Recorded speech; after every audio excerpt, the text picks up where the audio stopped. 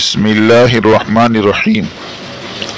24 घंटे के एतबार से हम जो भी अमल करेंगे, अगर उस अमल को अल्लाह के हुक्म के मुताबिक और हुजूर के तरीके के मुताबिक और अल्लाह को राज़ी करने के लिए करेंगे तो वो अमल मकबूल होगा और दीन बनेगा, और उसी पर दुनिया और आखिरत की कामयाबी का दारोमदार है। इसलिए हमें हर अमल को प्यारे नबी के तरीके पर करना चाहिए। उसी में से एक अमल खाना है, चूँकि अल्लाह रब्बुल इज़्ज़त ने कुरान पाक में कुलू वशरबू वला तुसरिफू, खाओ और पियो मगर इसराफ मत करो, गोया खाने का अल्लाह का हुक्म है। अब इस खाने को हम प्यारे नबी सल्लल्लाहु अलैहि वसल्लम के प्यारे तरीके पर करेंगे तो ये खाना भी हमारे लिए दीन बनेगा। इसलिए कुछ खाने के आदाब हैं।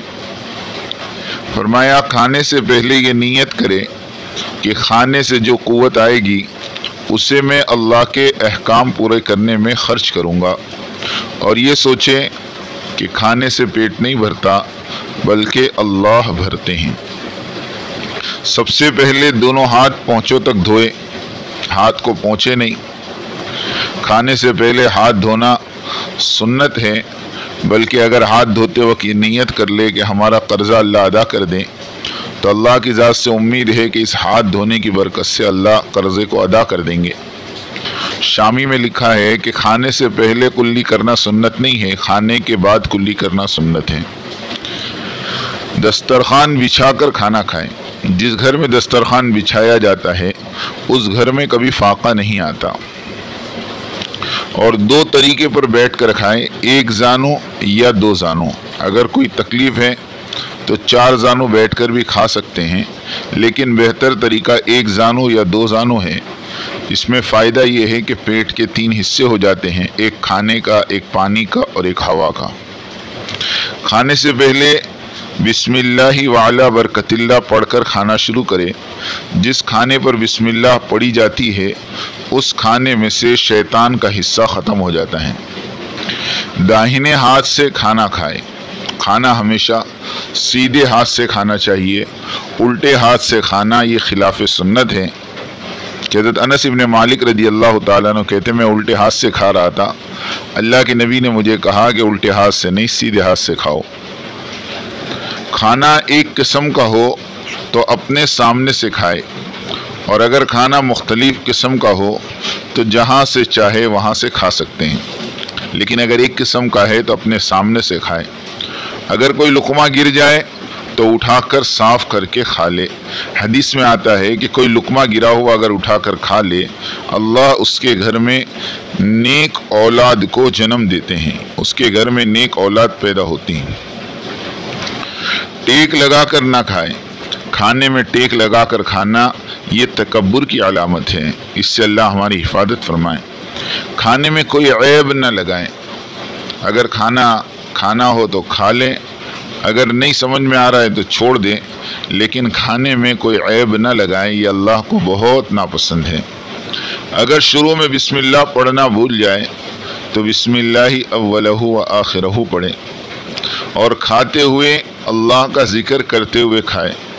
गम की बातें और गलत बातें और मजाक मस्ती खाते हुए ना हो, बल्कि अल्लाह का ज़िक्र हो। हर लुक़मे से पहले अल्लाहुम्मा लकल हम्द और खाने के बाद अल्लाहुम्मा लकश शुक्र हो कि अल्लाह तेरी ही लिए तारीफ़ है और तेरे लिए शुक्र है। खाते वक्त बिल्कुल खामोश रहना भी मकरूह है। शामी की रिवायत है कि खाते वक्त अल्लाह का ज़िक्र हो, खामोश भी नहीं खाना और दुनिया की बातें करते हुए भी नहीं खाना।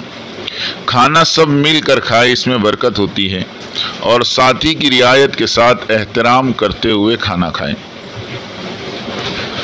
3 उंगलियों से खाए, बीच की, शहादत की और अंगूठे की। ये 3 उंगलियों से रोटी खाई जा सकती है।